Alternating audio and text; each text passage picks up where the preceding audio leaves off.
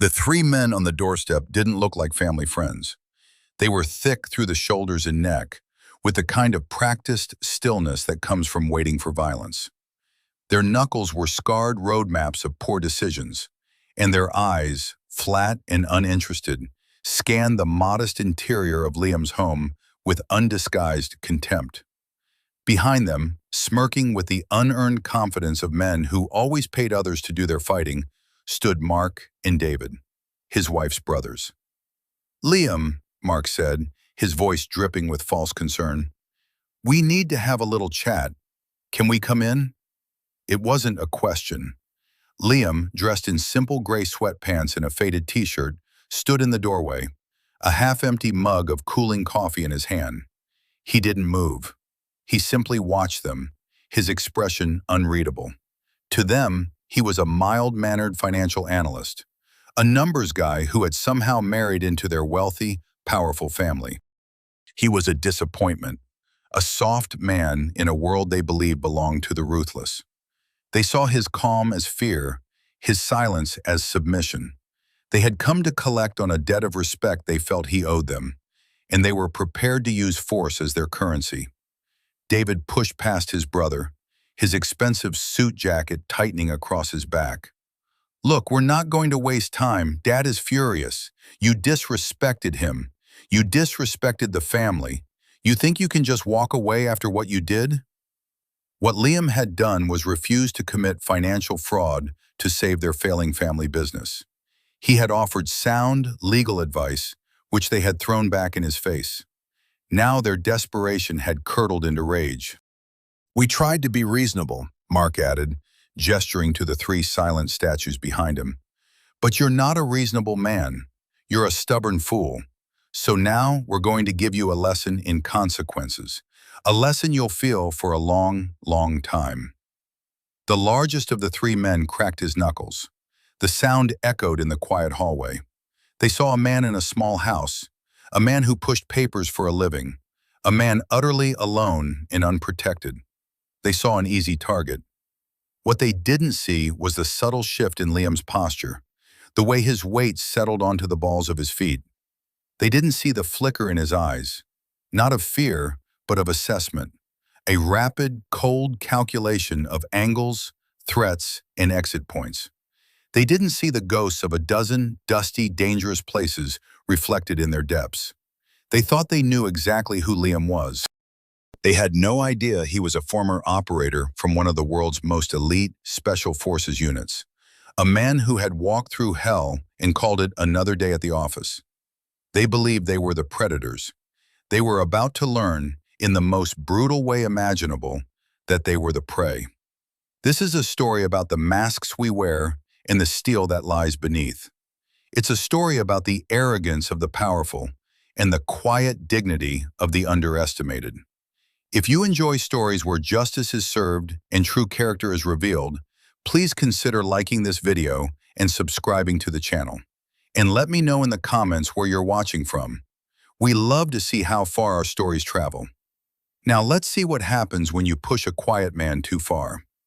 It had started, as most corrosions do, slowly and almost unnoticed. The first time Liam met Sarah's family, it was at their sprawling estate, a monument of new money designed to look like old. The house itself seemed to look down on the world from its manicured hilltop perch.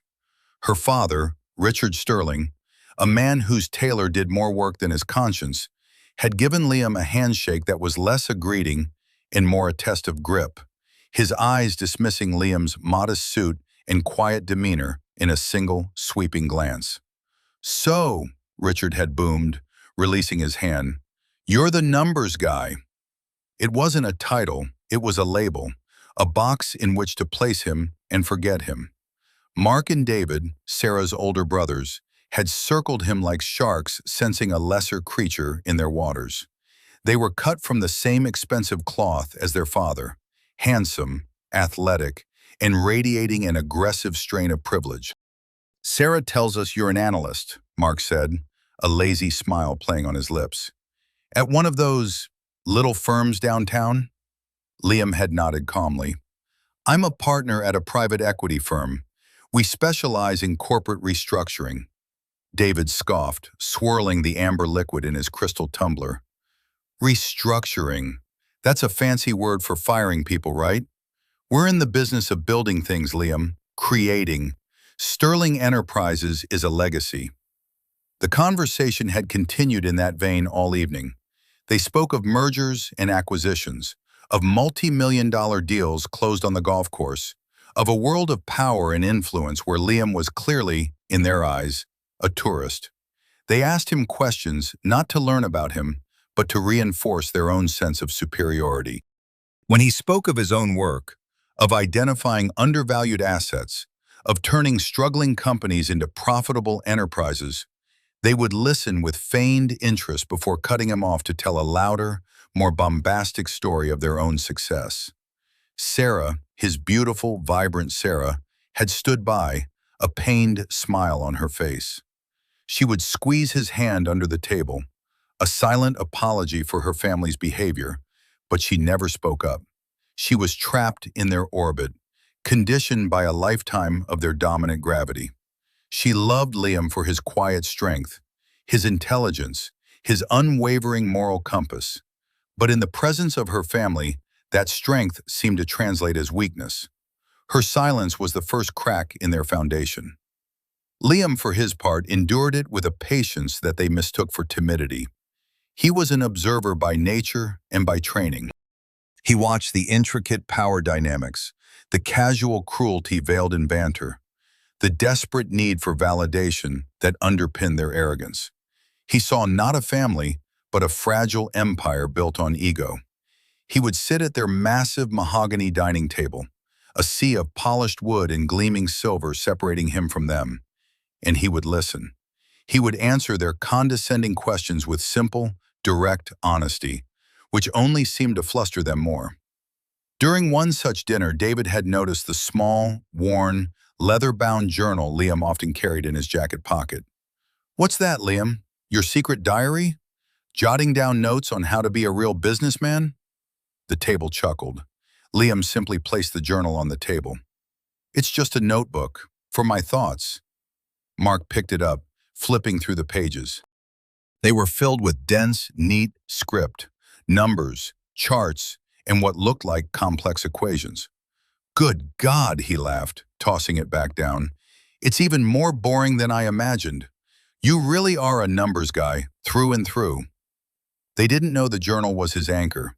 It was a habit from a former life, a place to deconstruct problems, to map out strategies, to maintain the discipline of a mind trained to see the world not as a series of chaotic events, but as a set of variables to be controlled.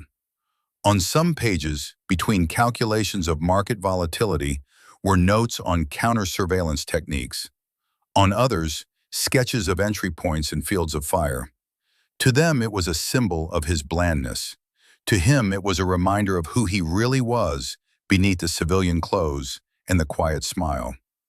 He let them believe what they wanted. Patience was a weapon, and he was a master of it. He knew a time would come when the numbers in his journal would matter far more than the numbers in their bank accounts. The catalyst for the storm was, as it so often is, money. Sterling Enterprises, the legacy David so proudly touted, was a house of cards built on a foundation of risky ventures and reckless debt. Richard had always run his company on instinct and aggression, dismissing caution as cowardice. For years, his gambles had paid off, fueling the family's lavish lifestyle and reinforcing their belief in their own infallibility. But the market had shifted. A few key investments soured, a major client defaulted, and suddenly the empire was hemorrhaging cash. The panic in the Sterling household was palpable. The boisterous confidence was replaced by a brittle, angry tension, and their eyes, desperate for a scapegoat and a savior all in one, turned to Liam. It was Richard who made the call, his voice stripped of its usual booming authority. "Liam, we need you. Get over to the office. The books are a mess. We need you to fix this." It was a command, not a request. Liam spent 3 sleepless days poring over their financials. It was worse than he had imagined. The company wasn't just in trouble, it was on the brink of total collapse. He found evidence of creative accounting, of funds being moved to hide losses, of a systemic rot that went straight to the top. He worked methodically, his pen flying across legal pads, his mind a whirlwind of calculations. He built a plan. It was a painful plan, a bitter pill to swallow, but it was the only path to survival. He called a meeting with Richard, Mark, and David in the ostentatious boardroom at Sterling headquarters. The room, with its panoramic city views, felt like a stage set for a tragedy. Liam laid out his findings calmly and professionally. He presented them with a multi-phase restructuring proposal. The first step is immediate and non-negotiable, Liam explained, his voice even. You have to liquidate Sterling Aviation and the commercial real estate division. They're losing tens of millions a quarter. That will stop the bleeding and free up capital. Mark stared at him aghast. Sell the jet division? Dad's jet is in that division. That's our image. Your image is about to be bankruptcy, Liam replied, his tone unyielding. Second, you need to implement a 20% cut in all executive salaries and bonuses, effective immediately. David slammed his hand on the table. You want us to take a pay cut? After everything we've put into this company? What you've put into it is irrelevant, Liam said, meeting his furious gaze. What matters is what you're taking out of it while it's sinking. The third step is a full, independent audit to clarify your position with your creditors. You need to be transparent and renegotiate your debt from a position of honesty. Richard, who had been listening with a thunderous expression, finally spoke. And what about the Henderson project? The numbers are upside down. We need to show a profit this quarter, or the bank will call our loans. Liam knew this was the heart of the matter. The Henderson project is a loss. You can't show a profit that doesn't exist. To do so would be fraud. I'm not asking you to commit fraud, Richard snarled. I'm asking you to be creative. You're the numbers guy. Move them around. Make it work. It's your family. The words hung in the air. It's your family. They had never treated him like family, only like a useful appliance they could now switch on. I will not break the law for you, Richard, Liam said quietly. My plan is the only legal and viable way forward. It will be difficult, but the company can survive. You will survive, but your lifestyle will have to change. The rejection was instantaneous and volcanic. They didn't see his advice as help. They saw it as a profound insult, an attack on their very identity. He wasn't offering a lifeline. He was telling them they weren't the titans of industry they believed themselves to be. Get out, Richard whispered, his face purple with rage. Get out of my office. The insults followed him home. Mark called him a traitor. David called him a coward, too afraid to take risks. They accused him of wanting to see them fail, of being jealous of their success. Sarah was caught in the crossfire. She pleaded with him to just find another way, to be a little more flexible, failing to grasp the chasm between flexibility and illegality. That night, as Sarah slept, Liam sat at his desk, the glow of his monitor illuminating his focused expression. He wasn't looking at their books anymore. He was executing a plan he had quietly formulated months ago, a contingency for the day the Sterling Empire inevitably began to crumble. He moved his and Sarah's joint assets into a series of protected trusts. He liquidated his positions in any company associated with Sterling Enterprises. He created a firewall, a financial fortress to protect his own house from the fire he knew was coming for theirs. He was calm. He was methodical. He was preparing for the storm, not just financially, but mentally. He had seen this before, the arrogance of powerful men leading them to ruin. And he knew that when they finally hit the bottom, they wouldn't look for a hand up. They would look for someone to pull down with them. The weeks that followed were a slow-motion demolition. The bad news about Sterling Enterprises, once a rumor, became a headline in the financial papers. Creditors grew nervous, and the bank that held their largest loans began making ominous inquiries. The Sterling family's response was not to retrench, but to double down on their arrogance. They hosted lavish parties they couldn't afford, leased new cars to keep up appearances, and spoke with blustering confidence about a major comeback that was always just around the corner. In private, however, their panic intensified, and it was all directed at Liam. The phone calls became more frequent, more demanding. They no longer asked for his advice, they demanded his complicity. One evening, Mark appeared at their front door unannounced, his face flushed, a sheen of sweat on his brow.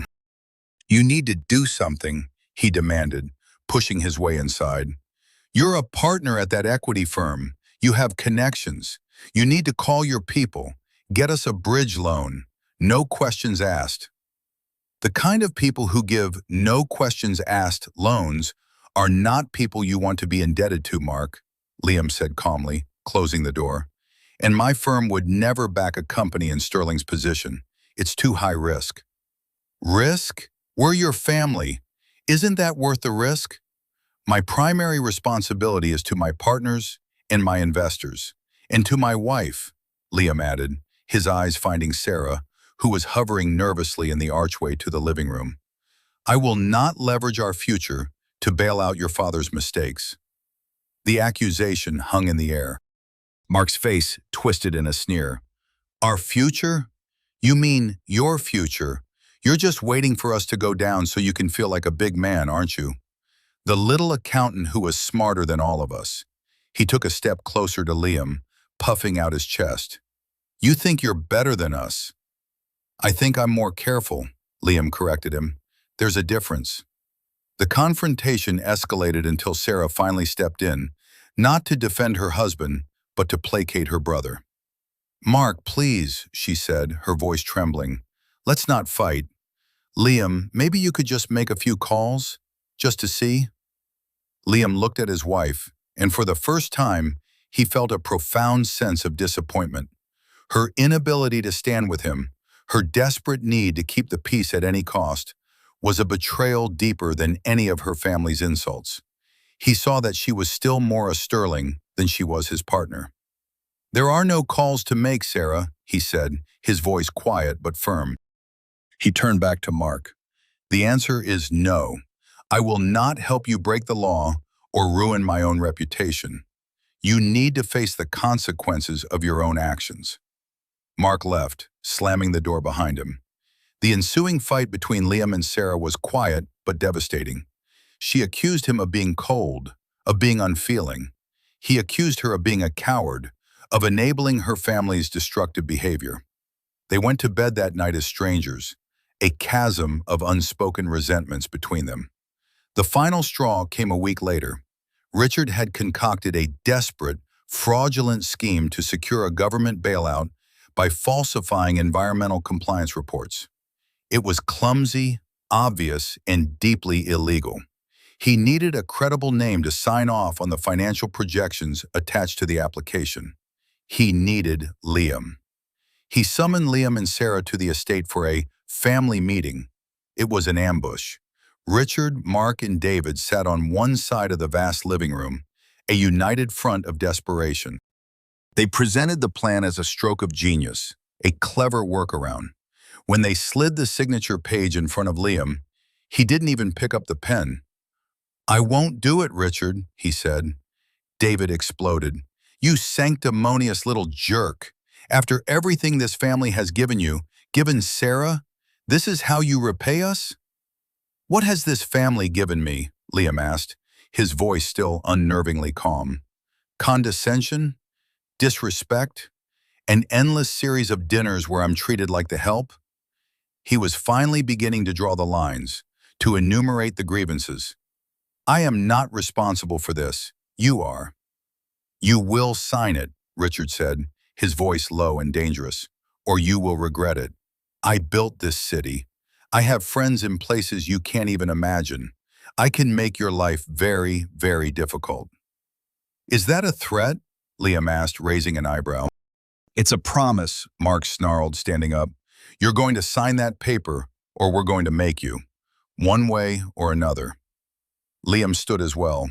He looked at Sarah, who was sitting frozen on the couch, tears streaming down her face, utterly silent. He gave her one last chance to stand with him. She just shook her head, a silent plea for him to give in, to sacrifice his integrity for her comfort. That was his answer. "No," Liam said, his voice like flint. "I'm done." He turned and walked towards the door. "You're not walking away from this," David shouted after him. "We'll teach you a lesson. We'll teach you what happens when you cross the Sterling family."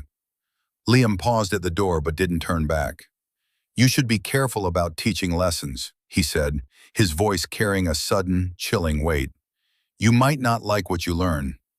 He walked out, leaving the wreckage of his marriage behind him, knowing that their threats were not idle. They were cornered animals, and they were about to do something incredibly stupid. He went home, not to pack, but to wait. He knew they were coming, and he would be ready. And so we return to the present, to the quiet hallway of a modest suburban home, a place that has suddenly become a stage for a reckoning. The air is thick with unspoken violence. Mark and David stand behind their hired muscle, their faces smug, convinced of their imminent victory. They see Liam, alone and outwardly passive, and read it all wrong. "Last chance, Liam," Mark says, trying to sound magnanimous. "Just agree to help us. Sign the papers. We can make all of this go away." Liam takes a slow, deliberate sip of his now cold coffee. He sets the mug down on the small entryway table with a soft click. "There's nothing to discuss," he says. His voice is flat, devoid of the fear they expect. The lead thug, a man with a shaved head and a tattoo of a spider web on his neck, takes a step forward. "Your friends here paid us to persuade you. It'll be a lot less painful if you just cooperate." Liam's eyes meet the man's. For the first time, he allows a fraction of what lies beneath his calm exterior to surface. It's not anger. It's colder than that. It is a profound and unsettling stillness, the calm at the center of a hurricane.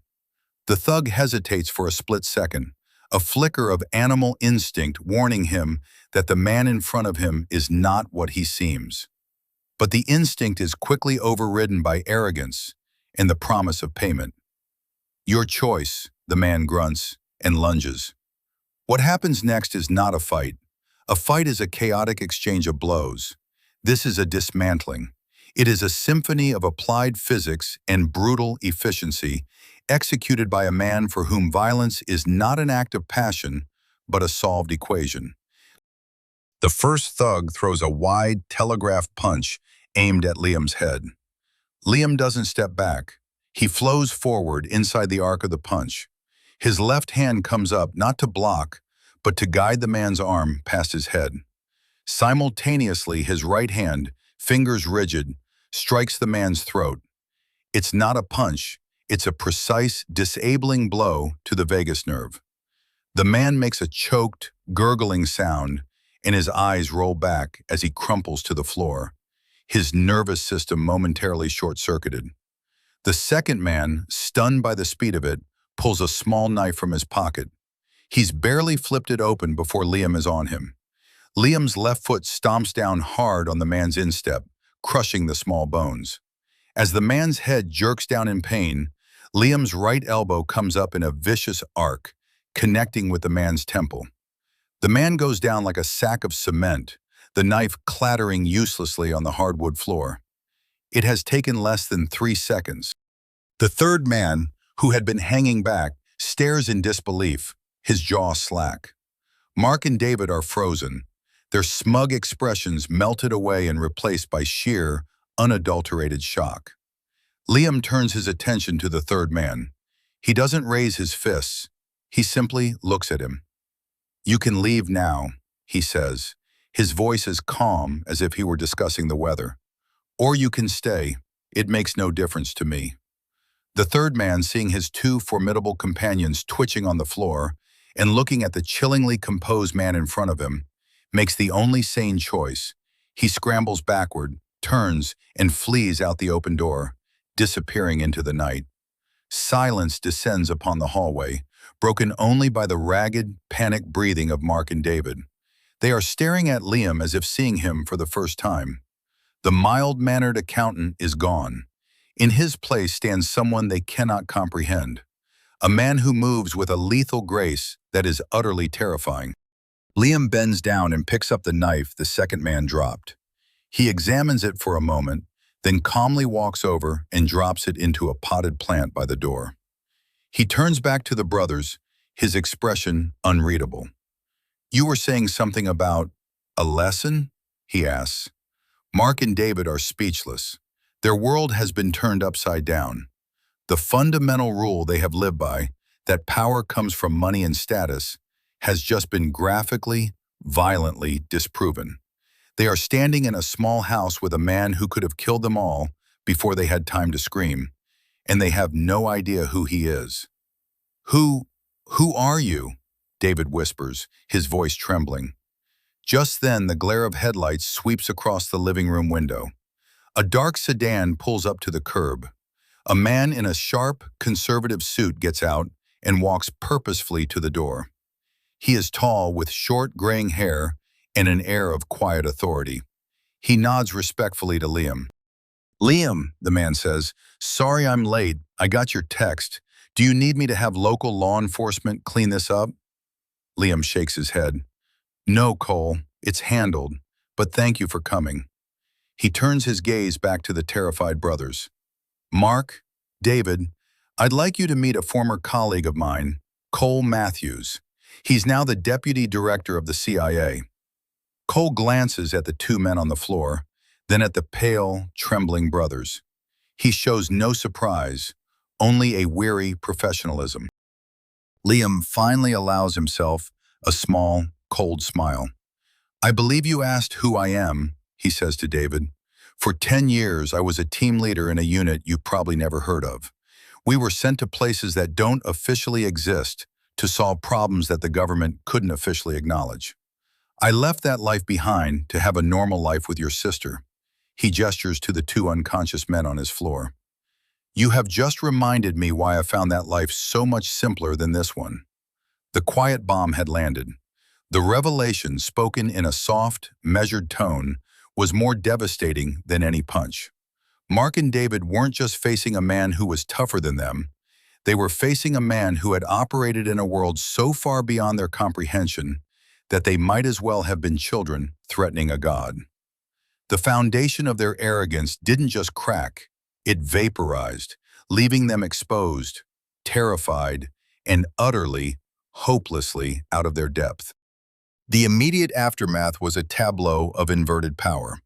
Mark and David, the architects of this pathetic intimidation attempt, stood paralyzed, their faces ashen.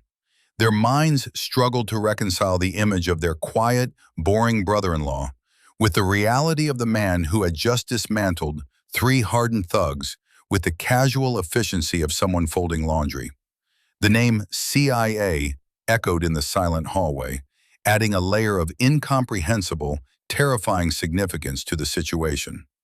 Cole Matthews, the deputy director, stepped fully into the house, his gaze sweeping the scene with practiced assessment. He looked at Liam. "Are you all right?" "I'm fine," Liam said. "They never touched me."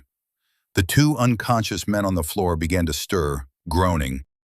Cole pulled out his phone and made a call, his voice low and authoritative. "I need a discreet cleanup crew at this address. Non-official capacity, 2 packages for processing." He listened for a moment, then said, No report necessary, just an educational encounter. Handle it." He hung up. "They'll be here in 10 minutes, he said to Liam. "They'll be taken somewhere, have a conversation about the poor life choices they've made, and then they'll be released with a very strong incentive to forget this address and everyone in it." Mark finally found his voice, though it was a reedy, pathetic version of its usual confident tone. You can't do that. That's kidnapping." Cole turned his cool, analytical gaze on Mark. He didn't seem angry, merely analytical. "Son," he said, the word dripping with condescension that made the Sterling's own brand of it seem amateurish. Right now, you and your brother are accessories to assault, conspiracy, and breaking and entering. These two gentlemen on the floor are your co-conspirators. Believe me when I tell you that the quiet conversation they're about to have is the best possible outcome for everyone involved, especially you. Suddenly, the front door opened again. It was Sarah. She must have gotten worried when Liam didn't answer his phone. She stopped dead in the doorway, her eyes widening as she took in the scene. Two groaning men on her floor, her brothers backed against a wall looking terrified, and a stern, imposing stranger standing next to her husband, who was inexplicably calm. "Liam, what happened?" she stammered, her gaze darting from the men on the floor to her husband's face. Liam looked at his wife, and his expression was not one of anger, but a profound, weary disappointment. The final piece of the confrontation was now in place. "Your brothers came to teach me a lesson," Liam said, his voice flat. "They brought friends." Sarah looked at Mark and David, her expression a mixture of horror and disbelief. "You didn't," she whispered. "Mark, tell me you didn't." David, seeing his sister, seemed to find a sliver of his old arrogance. "He was destroying the family, Sarah. He wouldn't help us." "I wouldn't help you commit a felony," Liam corrected him, his voice cutting through David's whining. "There is a very large difference." "And who is this?" Sarah asked, gesturing towards Cole. "This is Cole," Liam said simply, "an old friend." A black van without markings pulled up silently to the curb outside. Two men, dressed in practical dark clothing, got out and entered the house. They moved with a quiet purposefulness, nodding once to Cole before efficiently and unceremoniously hauling the two groggy thugs to their feet and escorting them out to the van. The entire operation took less than 30 seconds. The van door slid shut, and it drove away as silently as it had arrived. The hallway was suddenly empty, except for the five of them. The evidence of the violence was gone, but the psychic shockwave remained. Sarah stared at the empty space where the men had been, then back at Liam. "Who are you?" she asked, the same question her brother had whispered moments before. It was the question that had been hanging between them for years, unasked and unanswered. "I'm your husband," Liam said, and the words were heavy with all the things he had been and all the things she had never bothered to see. "I'm the man you married but never really knew, the man you never trusted enough to defend." He walked past her, heading towards the kitchen. "Cole, would you like a coffee? A real one this time." The invitation was a clear dismissal of his wife and her brothers. He was drawing a line in the sand. On one side was his past, a world of loyalty and competence represented by Cole. On the other was his present, a world of betrayal and arrogance represented by the Sterlings. Sarah stood in the middle, finally forced to confront the reality of her own choices, her own monumental failure to see the man she had promised to love and honor for who he truly was. The quiet accountant was gone forever. In his place was a stranger, and she had no idea if she could ever find her way back to him. The days that followed were a slow, agonizing unraveling for the Sterling family. The physical confrontation was over, but the true consequences had only just begun to unfold. The two thugs, after their educational encounter, were released 20 miles from the city with nothing but their wallets and a newfound, deeply ingrained fear of quiet suburban homes. They talked. Not to the police, of course, but to the kind of people who traffic in information in the city's underbelly. The story spread like a virus. The Sterling brothers, the arrogant heirs to a crumbling empire, had tried to rough up their quiet brother-in-law and had been met not with a man, but with a ghost. A highly efficient, terrifyingly competent ghost. This rumor, combined with their already precarious financial situation, was catastrophic. Business in their world ran on reputation and perceived strength. The story painted them as both thuggish and, even worse, incompetent. Lenders who had been patient suddenly weren't. Partners who had been loyal suddenly had meetings they couldn't reschedule. The Sterling name, once a symbol of power, became a punchline in the exclusive clubs and boardrooms they frequented. Richard Sterling, patriarch of the falling dynasty, was forced to do the one thing he had never done in his life: plead. He called Liam, not with threats this time, but with a voice hoarse with desperation. He asked for a meeting. Liam agreed, but not at their estate or his office. He chose a neutral location, a small, quiet cafe downtown. Liam arrived first and chose a simple table in the corner.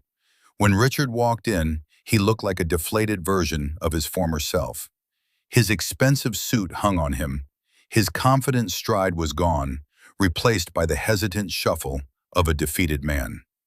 "Thank you for meeting me," Richard began, sitting down heavily. Liam simply nodded, waiting. He offered nothing, no small talk, no comforting gesture. He was a mirror, reflecting the consequences of Richard's own actions. "The company, it's over," Richard admitted, the words tasting like ash in his mouth. "The bank called our loans. We're facing Chapter 7. We're going to lose everything. The house, the cars, everything." "I see," Liam said. Richard leaned forward, his eyes pleading. "Liam, I know I treated you poorly. I was wrong. I was arrogant. I see that now. But my family, Sarah, they don't deserve this." Liam took a slow sip of water. He set the glass down and looked directly at the man who had dismissed him as a numbers guy. "Let me be clear about what is happening, Richard," Liam began, his voice low and steady. It was time for the list of grievances. "This isn't happening because of what happened at my house the other night. That was merely a symptom of the disease. This is happening because you built a company on reckless gambles and an empire on ego. This is happening because when you were presented with the truth, you rejected it because it didn't fit your narrative of success." He continued, his voice never rising, but each word landing like a precision strike. "You talk about family. Let me tell you about family. For 5 years I have sat at your dinner table and listened while you and your sons mocked my profession, belittled my accomplishments, and treated me as if my only value was my connection to your daughter. You never once asked about my life, my history, or what I might think about anything that didn't involve a spreadsheet. You demanded my expertise for free to save you from a crisis of your own making. And when my professional, legal advice was that you would have to sacrifice some of your precious image, you called me a traitor. You then conspired to have me commit fraud, and when I refused to sacrifice my integrity, you threatened me. And when that didn't work, you sent your sons and 3 criminals to my home to physically assault me." Liam leaned back, his eyes cold. "So do not talk to me about what your family does or does not deserve. You are not losing everything because of me. You are losing everything because of you. You are reaping what you have sown. This is the final column on a balance sheet you've been cooking for 30 years. The numbers just finally caught up." Richard sat in stunned silence. He had come expecting to negotiate, to appeal to some sense of familial duty. He had not expected this calm, methodical vivisection of his entire life. The moral mirror Liam held up was unflinching, and the reflection was ugly and undeniable. "What do you want, Liam?" Richard finally whispered. "Revenge?" "No," Liam said, shaking his head. "Revenge is a fool's game. I don't want anything from you, Richard. Your fate is your own. My only concern now is Sarah." The mention of his daughter seemed to break the last of Richard's composure. "She's a wreck," he said, his voice cracking. "She won't leave her room. She feels like she's lost everything." "She has a choice to make," Liam said, standing up. "Just like you did. I hope for her sake, she chooses more wisely." He placed a $20 bill on the table to cover the coffee Richard hadn't ordered. "Goodbye, Richard." Liam walked out of the cafe, leaving his father-in-law sitting amidst the wreckage of his life. He felt no triumph, no satisfaction, only a quiet, grim sense of order being restored to the universe. The scales, so long tipped in the sterling's favor by wealth and arrogance, had finally been balanced by the simple, unyielding weight of truth. The weeks that followed the Sterling family's financial collapse were a period of stark, painful adjustment. The grand estate was put up for sale, its contents cataloged for auction. The luxury cars were repossessed. Mark and David, stripped of their corporate titles and trust funds, were forced to confront a world that no longer bent to their will. For the first time in their lives, they were just men, without the armor of their father's wealth, and they found themselves woefully unprepared. Mark, the more pragmatic of the two, took a sales job at a mid-range car dealership. The humiliation was a daily torment. Men he once looked down upon now haggled with him over floor mats and financing. He learned a humility that his father's money had never allowed him to acquire. David, however, crumbled. He drifted, living off the dwindling goodwill of friends, unable to accept his new reality, his anger and resentment festering. Amidst this fallout, the central drama was the quiet, agonizing choice facing Sarah. She had left the family estate before the final foreclosure, moving into a small, nondescript apartment. She was adrift, caught between the fallen family that had defined her and the husband she had betrayed.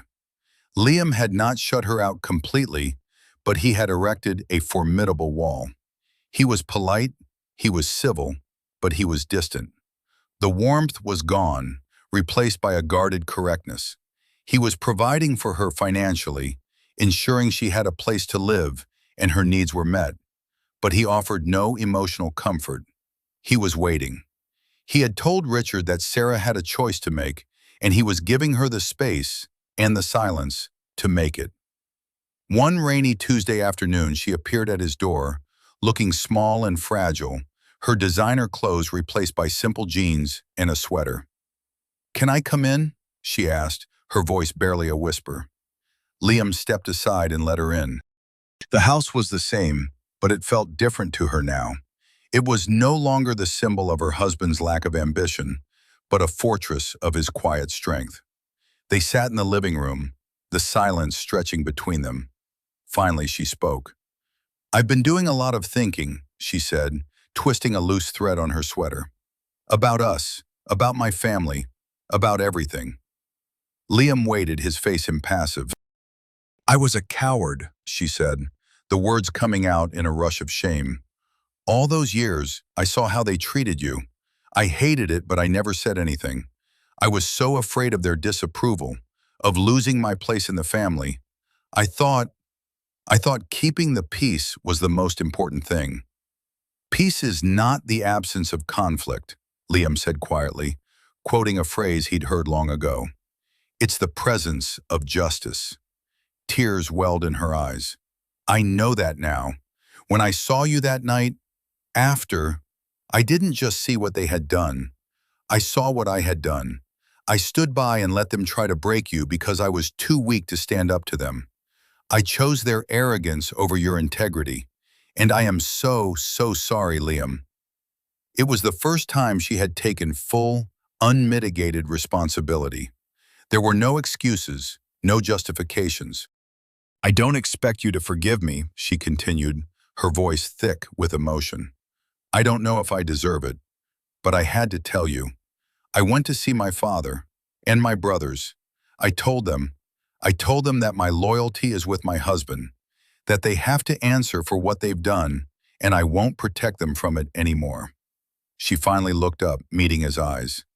"I'm not a Sterling anymore, Liam. Not in that way.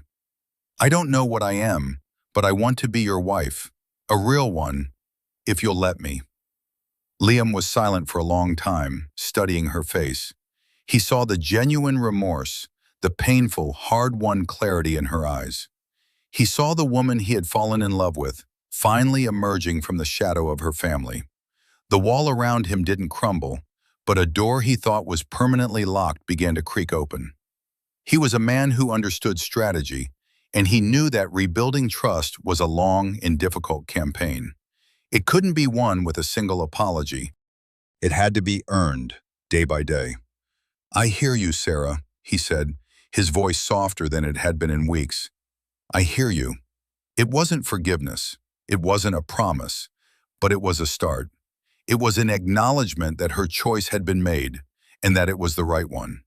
For Sarah, who had been living in a silent exile of her own making, it was a sliver of hope, a chance to begin the long journey back not just to him, but to herself.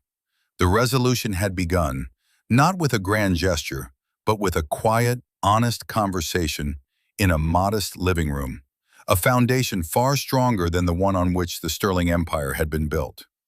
6 months later, the seasons had changed, and with them, the landscape of their lives. The Sterling name was no longer in the financial pages, but had faded into a cautionary tale told in hushed tones at exclusive country clubs. Richard Sterling had sold the last of his assets to settle his debts, and now lived in a small condominium, a shrunken king in a tiny, borrowed castle. He and Liam had not spoken again. Mark, surprisingly, was finding his footing. The forced humility of his car sales job had stripped away his arrogance, revealing a man capable of hard work and, to his own shock, empathy. He had reached out to Liam once, a stilted, awkward phone call in which he apologized, without excuses, for his actions. Liam had accepted the apology, and they had left it at that. A bridge had been built, though it was a narrow one, capable of bearing only the lightest of traffic for now. David remained the family's ghost, drifting between cities, unable to escape the shadow of his former life. The most significant change, however, had taken place within the walls of Liam's small house. Sarah had moved back in, not as a returning queen to her palace, but as a partner in a careful, deliberate reconstruction project. Their relationship was not what it had been. The easy, unexamined comfort of their early years was gone, replaced by something more intentional and far more honest. They talked, really talked, for the first time. Sarah asked Liam about his past, and he told her. He didn't share graphic details of war, but he spoke of the discipline, the loyalty, the unbreakable bonds of the brotherhood he had belonged to. He explained that his quietness was not weakness, but a habit of observation, and his patience was not passivity, but a strategic choice. Sarah, in turn, spoke of her gilded cage, of the pressures and expectations that had shaped her, and of the fear that had kept her silent for so long. They were like architects examining the collapsed ruins of a building, identifying the structural flaws before they could begin to build anew. Trust was rebuilt in small increments. It was in the way she now instinctively defended him in a conversation with an old family friend. It was in the way he started leaving his leather-bound journal on the coffee table, its secrets no longer a world he had to keep separate from her. One evening, they were sitting on the porch, watching the sunset paint the sky in hues of orange and purple. "Do you ever miss it?" Sarah asked quietly. "Your old life?" Liam considered the question for a moment. "I miss the clarity," he admitted. The objectives were clear. The enemy was identifiable. The rules, even when brutal, were simple. "I don't miss the violence, but I miss the certainty of knowing who had your back." He turned to look at her, a faint smile on his lips. "I'm finding a new kind of clarity now." She reached out and took his hand. "I know I have a lot to make up for, a lifetime maybe." "We all have our own battles to fight," Liam said, his voice gentle. "You're fighting yours now. That's all that matters." The lesson at the heart of their story was a simple but profound one. True worth is not measured by the size of your house or the balance in your bank account. It is not found in status or power or a famous family name. It is forged in the quiet crucible of character. It is revealed in moments of pressure, in the choices we make when no one is watching, and in the courage to stand for what is right, even when it is hard. The Sterlings had believed their strength was in their wealth.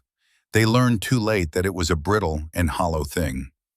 Liam's strength was in his integrity, his discipline, his unwavering sense of self, a foundation that could not be shaken. Arrogance is a blindfold. It makes you underestimate those you deem beneath you and leaves you vulnerable to the strengths you cannot see. Patience and integrity, on the other hand, are weapons of immense power. They allow you to weather the storm, to choose your ground, and to win the battles that truly matter. The Sterling family had to lose everything to begin to understand this. Liam and Sarah, by nearly losing each other, had finally found a way to build a future on a truth that was stronger than steel. And so their story becomes a lesson for all of us. It reminds us to look beyond the surface, to value character over charisma, and to never, ever underestimate the quiet man in the room. Thank you for joining us on this journey. What did you think of the choices Liam made? Did Sarah deserve a second chance? We'd love to read your thoughts in the comments below. If you found this story meaningful, please give it a like and subscribe for more stories that explore the depths of human character. Until next time, remember that true strength often makes the least noise.